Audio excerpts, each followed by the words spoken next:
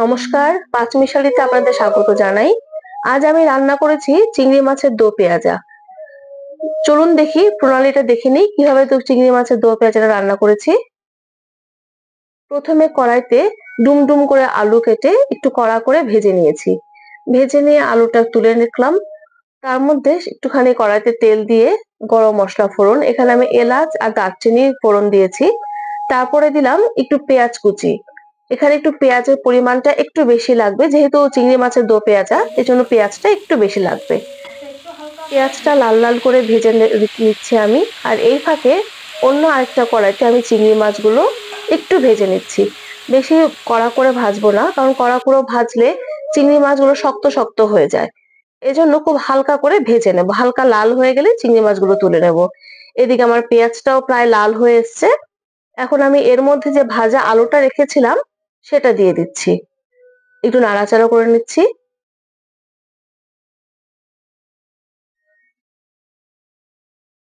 দু চারটে কাঁচা লঙ্কা চিড়ে দিতে হবে এর মধ্যে। সেটা আপনাদের ঝাল অনুযায়ী, কে কেমন ঝাল পছন্দ করেন সেরকম। এবার কড়াই থেকে আমি সরাসরি চিংড়ি মাছটা পেঁয়াজের উপরে দিয়ে দেব।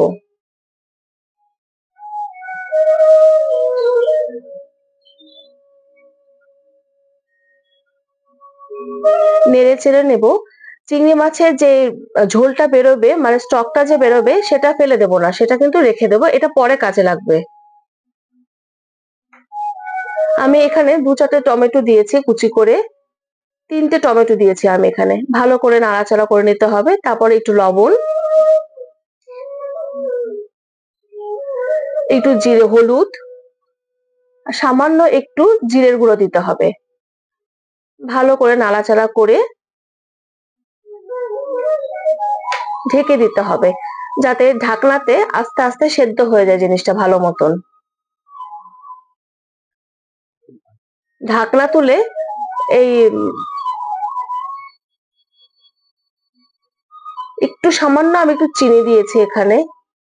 এবার যে চিংড়ি মাছের স্টকটা দেখতে পাচ্ছেন সেটা আমি এখানে ঢেলে দিচ্ছি, কারণ এই রসটাতে সবকিছু আস্তে আস্তে ভালো মতন সেদ্ধ হবে।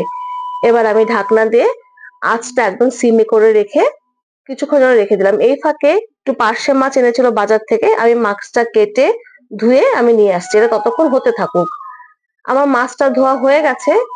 এখন আমি দেখছি আমার এই চিংড়ি মাছটাও হয়ে গেছে। লবণ ঝাল মিষ্টি সবই ঠিক আছে, আমি দেখে নিয়েছি। এবার মাছটা আমি তুলে নিচ্ছি। তোলার আগে সামান্য একটু গরম মশলার গুঁড়ো দিতে হবে। আমার কাছে গুঁড়ো করা ছিল তাই আমি গুঁড়ো দিলাম। আপনারা চাইলে বাটা গরম মশলাটাও দিতে পারেন। দেখুন, একদম চিংড়ি মাছের দো পেঁয়াজা রেডি হয়ে গেছে। এটা গরম গরম ভাতের সাথে খুব ভালো লাগবে। ভালো থাকবেন। নমস্কার।